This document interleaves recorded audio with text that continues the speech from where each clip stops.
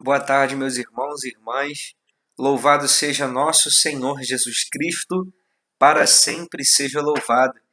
Estamos aqui em mais um sábado, sábado à tarde, reunidos em torno da palavra de Deus, para juntos meditarmos, aquela que é o nosso alimento, a palavra de Cristo, a própria Sagrada Escritura, que hoje vem ao nosso encontro para nos alimentar, para nos dar uma direção em nossas vidas, E a gente está esse final de semana, um final de semana muito especial, porque amanhã e também na segunda-feira nós estaremos comemorando 2 dias que são importantíssimos, Dois dias que têm uma simbologia muito importante na nossa vida enquanto cristãos, na nossa vida enquanto homens, Por quê? Nós estaremos amanhã e depois de amanhã, Amanhã falando do dia de Todos os Santos e também depois de amanhã falando do dia de finados, ou dos mais antigos, Como chamam, o dia dos mortos. Então nós estaremos meditando nesses 2 dias sobre a esperança cristã. De modo resumido, esses 2 dias eles resumem em si a nossa esperança. A esperança de vida eterna, a esperança de salvação, a esperança de santidade, daquilo que a graça de Deus pode fazer na nossa alma. Então, enfim, são dias especiais que a gente precisa meditar com um grande espírito de oração, realmente. Eu vi um meme esses dias na internet, enquanto o pessoal vai entrando, Eu vi um meme esses dias na internet que dizia assim: é, feriado de Dia dos Finados. Aí a cara do defunto ao ver que o pessoal vai pra praia, o cara chorando assim. Enfim, o que isso representa, irmãos?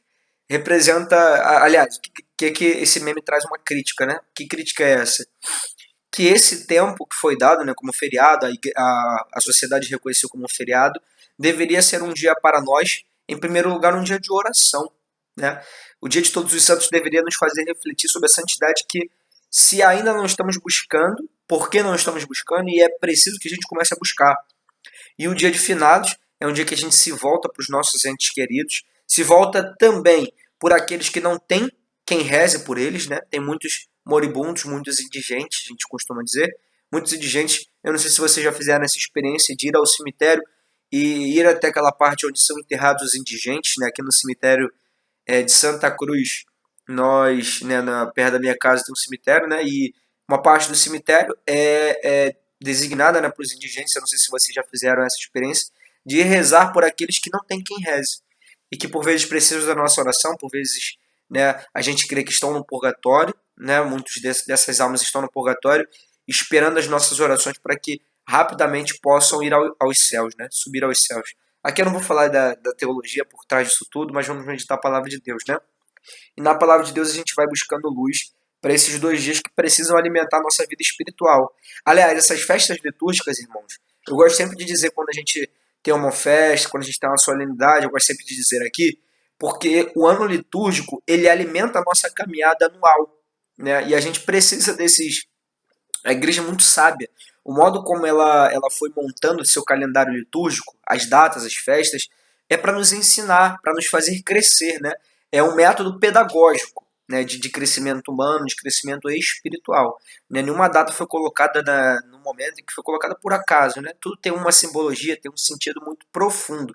E a gente precisa adentrar nesse mistério, nessa mistagogia, A gente precisa adentrar nessa espiritualidade, desses dias importantes na nossa caminhada cristã.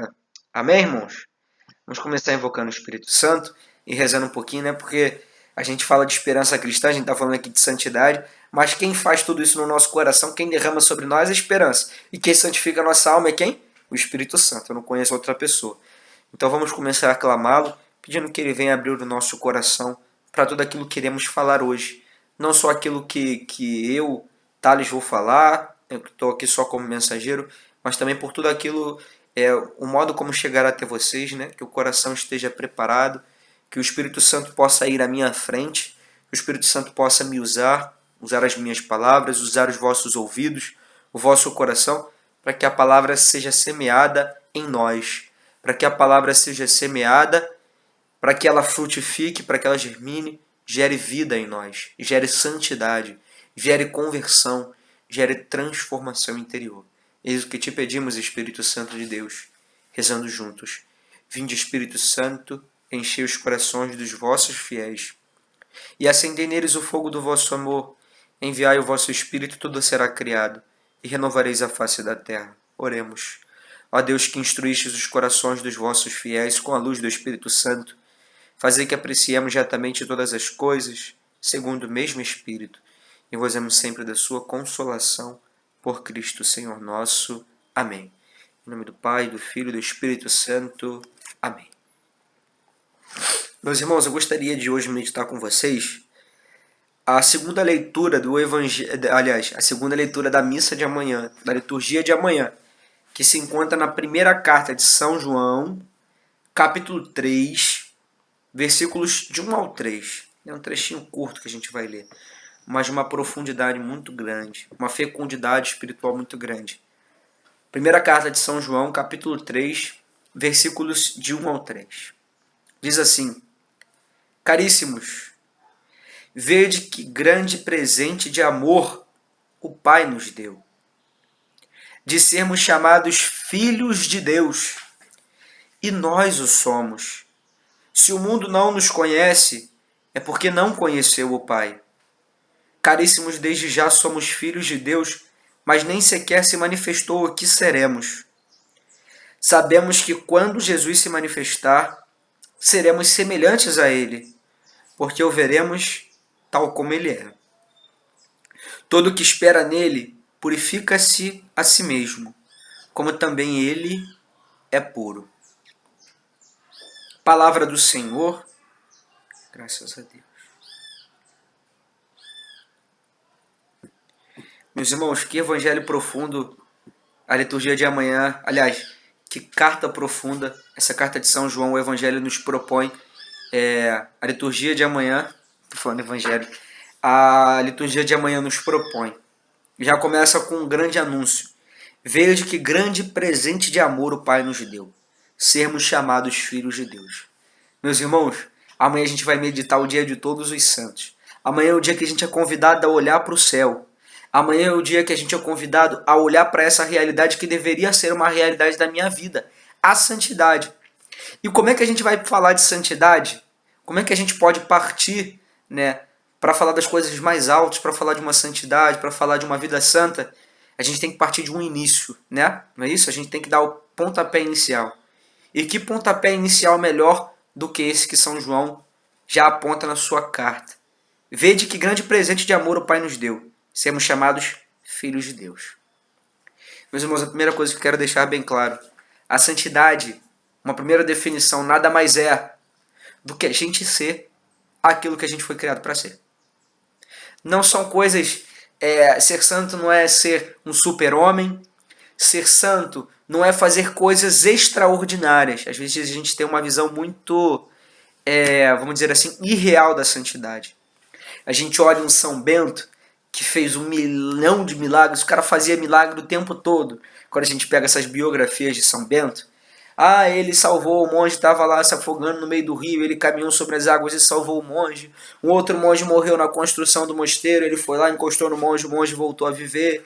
E não sei o que, a irmã dele rezou para que chovesse, choveu torrencialmente, ele rezou e parou de chover. A gente tem mania de olhar para esses santos, né? Que são grandes santos que realmente fizeram esses prodígios pela graça de Deus.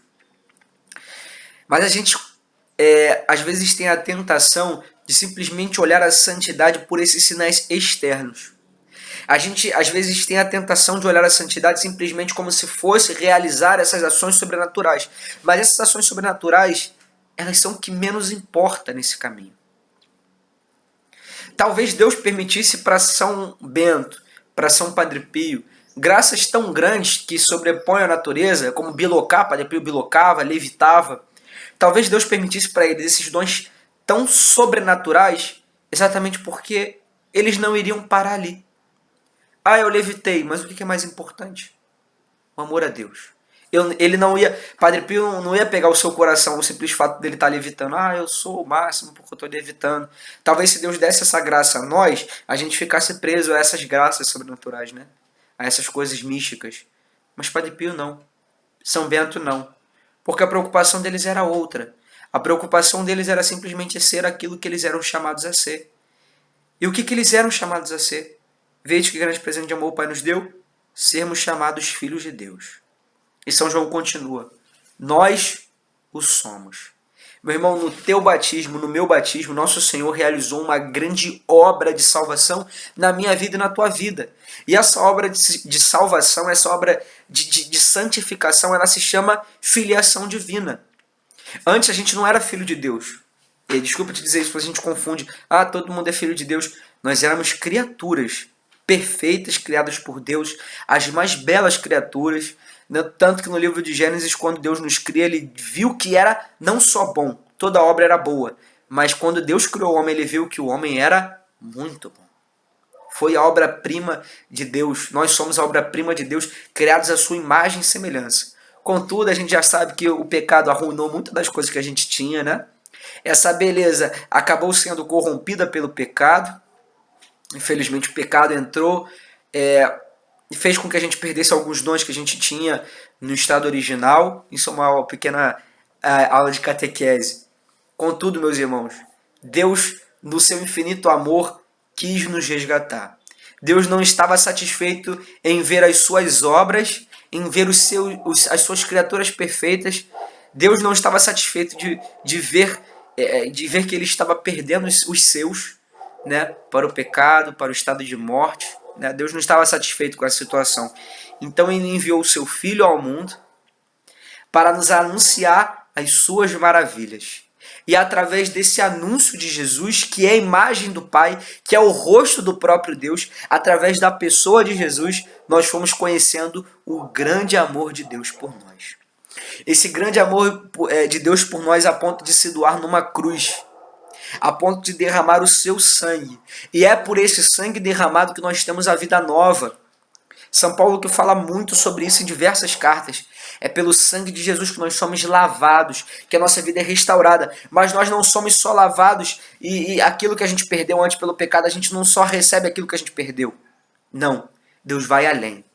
Deus não simplesmente resgata a criatura, mas ele eleva a criatura e nos faz filhos de Deus.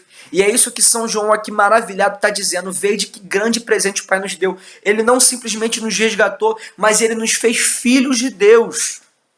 Filhos de Deus. E nós somos. São João, eu imagino São João escrevendo aqui muito emocionado. Por que não dizer até exaltado? Vê que grande presente o Pai nos deu. Sermos filhos. Esse é um anúncio muito forte, irmãos. Muito forte. Mas São João não para por aqui. Não para nesse anúncio. Caríssimos, desde já somos filhos de Deus. Desde já. Mas nem sequer se manifestou o que seremos. Nem sequer se manifestou o que seremos. O que São João está querendo dizer aqui, irmãos? Nem sequer se manifestou. Nós nem podemos imaginar aquilo que essa graça da filiação divina, a graça também do Espírito Santo morar em ti, de você ser morada do Espírito Santo, você não imagina o que essa graça que você recebeu no seu batismo pode gerar dentro de você. Nem você pode sequer imaginar, nem sequer se manifestou. Você não sabe nem como é que isso vai se dar.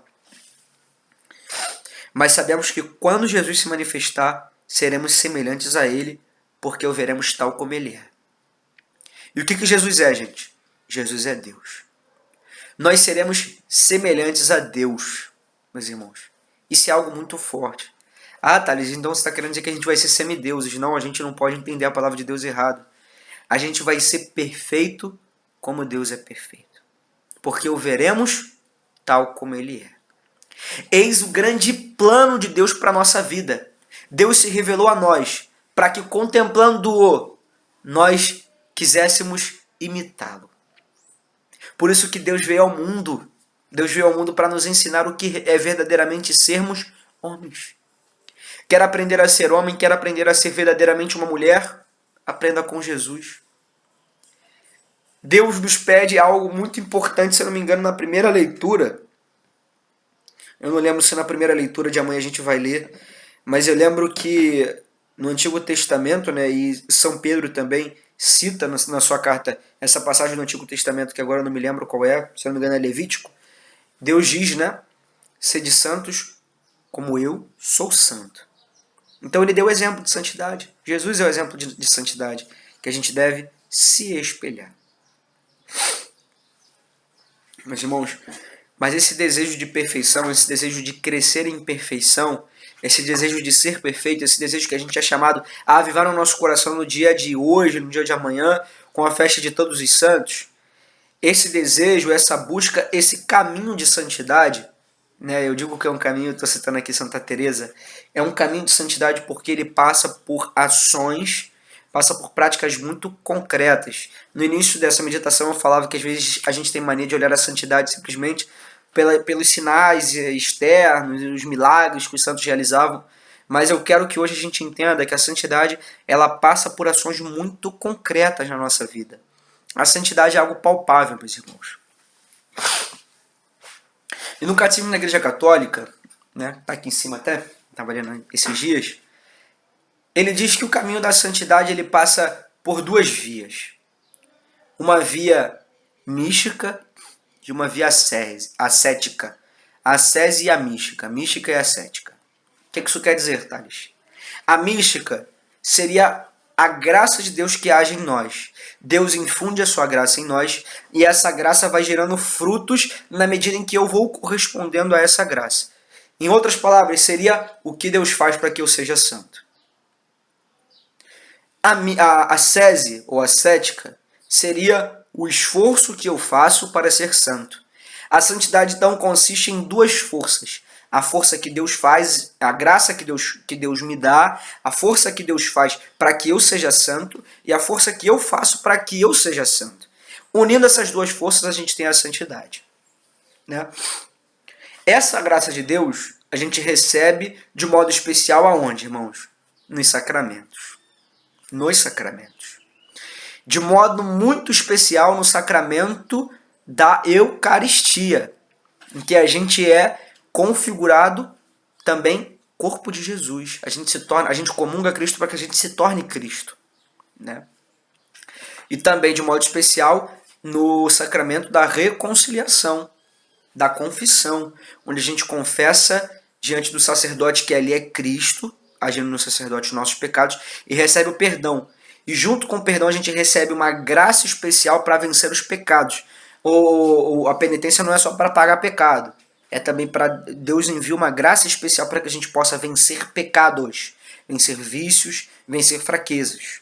E a Eucaristia é para que a gente se alimente e continue forte, com vigor na nossa caminhada. Então, a mística ela passa pelos sacramentos. E em que consiste essa ascese, esse esforço humano? Consiste no meu esforço de viver uma vida melhor, através de práticas de mortificação. Por exemplo, quanto tempo tem que a gente não jejua? Às vezes a gente só jejua na sexta-feira santa e na quarta-feira de cinzas.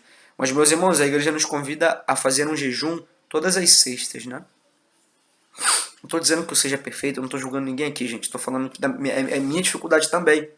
Mas que é importante. Por quê, Thales? Porque Deus não vai me fazer santo se eu não quiser. E essas práticas de mortificação é como se eu estivesse dizendo a Deus: Senhor, eu estou me esforçando para ser santo. Meus irmãos, é justo que muito custe, é justo que a gente pague muito, né, vamos dizer assim, por aquilo que muito vale. Não que a santidade seja comprável, não é isso que eu quero dizer. Estou dizendo que a santidade consiste também num esforço pessoal nosso. A questão é que a gente está tão acostumado em não nos esforçarmos para ter as coisas, talvez o mundo tenha nos tornado fracos, né? Como as coisas hoje em dia estão muito mais fáceis, eu não estou dizendo que as coisas são fáceis, que a vida é fácil, gente. Mas se a gente for perguntar para uma pessoa que tem 70 anos, 80 anos, né, que viveu outras épocas, elas vão dizer que naquela época até ter carne na mesa todos os dias era algo raro. E que a pessoa tinha que trabalhar muito para comer carne todo dia. E hoje em dia é algo banal, né? Tudo bem que tá começando a não se tornar mais banal, porque o arroz está quase, dá 30 reais quase.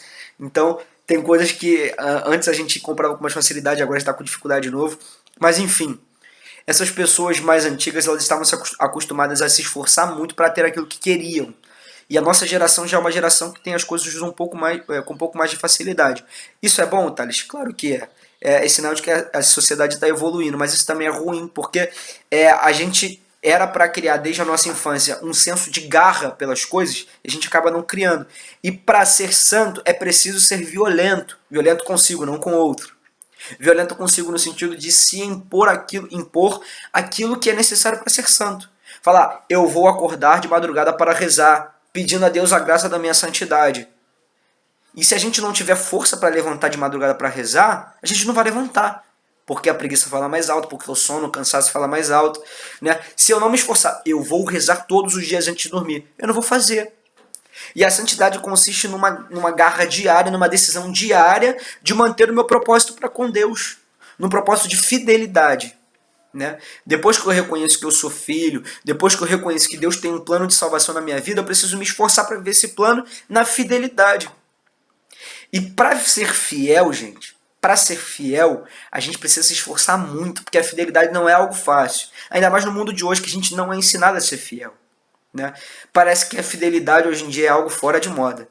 Parece que a fidelidade hoje em dia é como se fosse uma espécie de prisão. Eu não entendo esse pensamento, como se a fidelidade fosse uma prisão.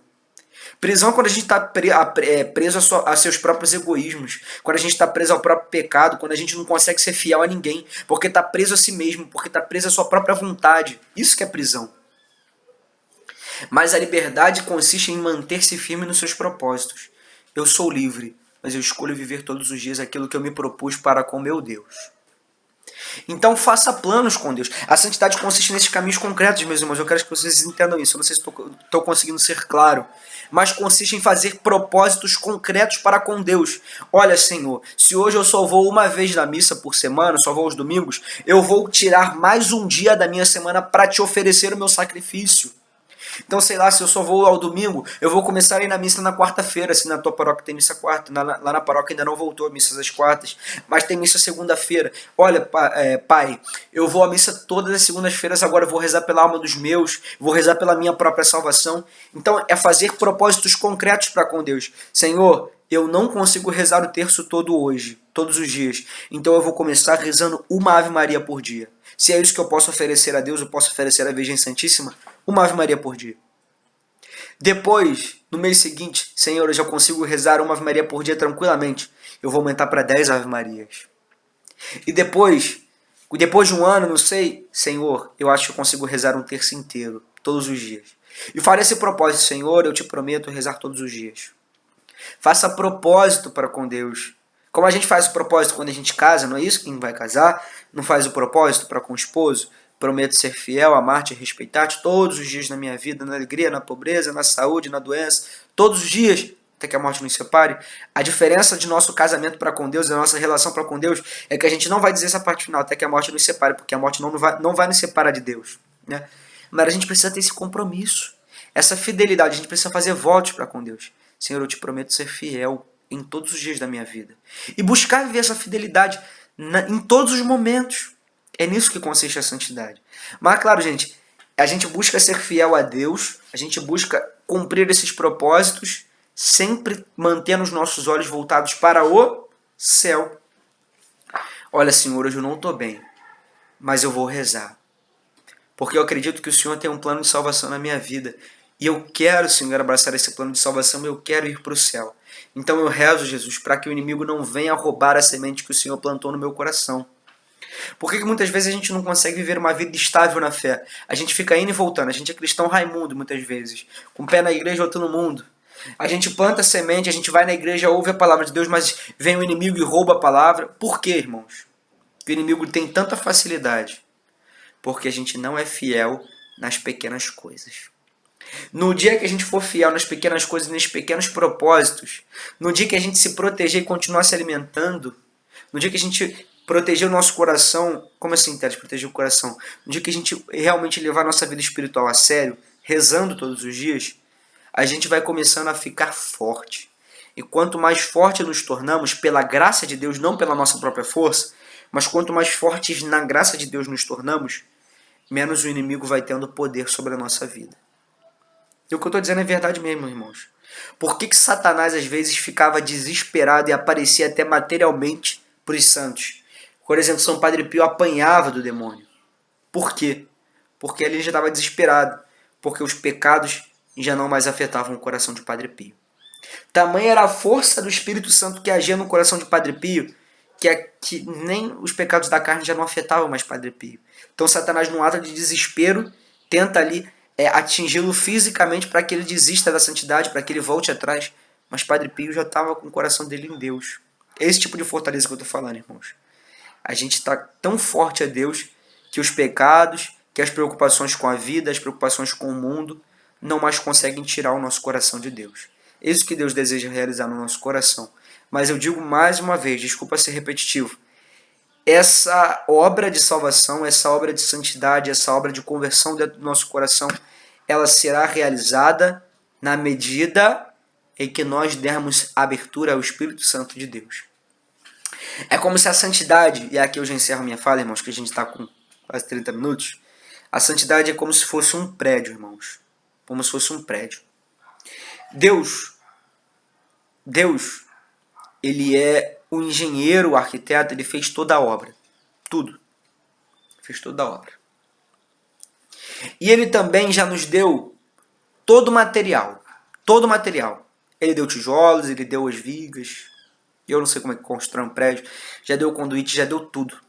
Tudo. E esses materiais que a gente precisa para a santidade, para construir esse grande palácio, esse grande prédio,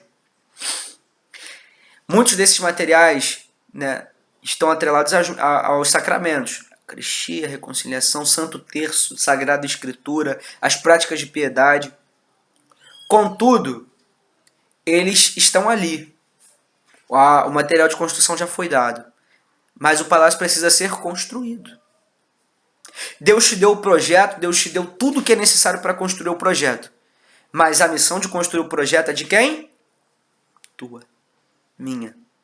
E se a gente não se esforçar, o palácio vai ficar pronto? O prédio vai ficar pronto? Não. Não é isso, irmãos? Então é necessário o nosso esforço. Possamos pedir a Deus e à Virgem Maria a graça de nos esforçarmos para ser santos. Irmãos, a gente se esforça por tanta coisa. Às vezes a gente se esforça. Thales, eu quero comprar um iPhone 12. Acabou de sair. Acabou, né? Eu nem sei. É isso mesmo, acabou de sair. iPhone 12. Eu não sei nem quanto custa um celular desse. Mas sei que pra gente que é uma classe menos abastada, a gente vai ter que trabalhar muito para conseguir comprar um negócio desse. Thales, eu quero comprar um carro. Vou falar um carro que eu gosto muito, mas que é um valor, deve ser muito caro, mas é um carro muito bonito. Um Fusion. Thales, eu quero comprar um Fusion. Você vai ter que se esforçar muito para ter aquele carro. Você vai ter que passar, inclusive, privações. Olha, eu vou ter que ficar 4 anos sem comer fora. Não sei. Se em 4 anos tu consegue comprar um carro desse, um iPhone 12, não sei. Mas sei que essas coisas que a gente sabe que tem um valor muito alto, a gente sabe que vai ter que passar por privações para ter, certo? Ah, Thales, eu tenho o sonho da casa própria. Quem aqui já comprou sua casa própria, né? Sabe o quanto que teve que se privar para comprar ou para construir. Né? Eu vejo meus avós que construíram a sua casa, eles falaram que passaram por muitas privações, até na alimentação, para poder construir a sua moradia, né? E a santidade é da mesma forma, irmãos. Não pensem vocês que a santidade seria diferente. A gente precisa passar por privações, a gente precisa passar por provações. Deus nos manda provações. Eu digo que as provações, elas também fazem parte desse material de construção da santidade. Sem provação ninguém é santo. Sem cruz ninguém é santo. Sem problema na família, sem problema financeiro, sem problema no trabalho, sem problema na vocação, sem problema, né, entre esposo e esposa, sem crise, não se faz santo. Não se faz santo. E a gente tem que entender que essas coisas são boas, irmãos. Sem elas não tem como construir o prédio. Às vezes a gente reclama, Senhor, meu Deus, tira essa cruz. Tira não. Pede a Deus força para carregar a tua cruz. Pede a Deus força para você ser santo através dessas provações que Ele te permite passar por amor a você. Né? O livro da sabedoria diz que Deus ama, Deus corrige a quem ama. Se eu não me engano, é o livro da sabedoria, o eclesiástico. Deus corrige aquele a quem ama. Né? Então as provações são Deus querendo construir o prédio que por vezes a gente vai construindo torto. Né? Quando a gente constrói o piso, não tem que bater o nível lá do piso para saber se está certinho. Então, as provações são modo de Deus colocar a gente no nível. A parede no nível, o chão no nível, acertar tudinho. As provações. Né? Então é isso, meus irmãos. Mas elas são necessárias. E a gente precisa continuar lutando, continuar caminhando. A gente precisa continuar perseverando. Eu acho que o Dia de Todos os Santos, meus irmãos, ele, acima de tudo, nos convida a olhar essa realidade da santidade e a fazer reacender em nós esse desejo de perseverança pela nossa santidade. A gente é muito instável na nossa sociedade de hoje. Nós somos pessoas totalmente instáveis, nós somos pessoas totalmente ao contrário de perseverantes. Eu não lembro nem qual é a palavra certa. Nós não somos perseverantes. Mas na caminhada de fé só resiste quem é perseverante, quem permanece com Jesus até o fim. Né? De Jesus, num de seus evangelhos, quando o Filho do Homem voltar, encontrará fé sobre a terra? Que ele encontre. Que sejamos pelo menos nós, irmãos, pelo menos nós, as únicas pessoas que ficarão com fé na terra. Nós passamos épocas de provação dentro da igreja e fora da igreja. Não é à toa que a gente está vendo igrejas no Chile sendo incendiadas, e não pensem vocês que essa é uma realidade que está totalmente afastada de nós. Pode ser que essa realidade inclusive chegue a nós. Nós podemos voltar a ser perseguidos. Mas Cristo só vai encontrar fé sobre a terra se nós nos mantivermos perseverantes. Na alegria, na pobreza, na saúde, na doença, na paz ou na perseguição, todos os dias da nossa vida, até que Cristo venha e nos leve para habitar com Ele no céu. Que Ele realize em nós tudo aquilo que Ele prometeu, que Ele complete em nós a sua obra. Ó Senhor, nós vos pedimos, não deixeis inacabada esta obra que fizeram vossas mãos. Tudo isso te pedimos a Deus, pela intercessão da bem-aventurada Virgem Maria. Ave Maria, cheia de graça, o Senhor é convosco.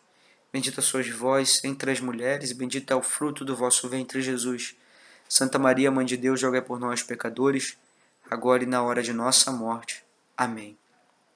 Meus irmãos, antes da gente encerrar, eu gostaria de pedir oração por um irmão de seminário chamado João Pedro, né? Meu irmão aqui do seminário do Rio de Janeiro, que está internado, né, com uma infecção generalizada, né?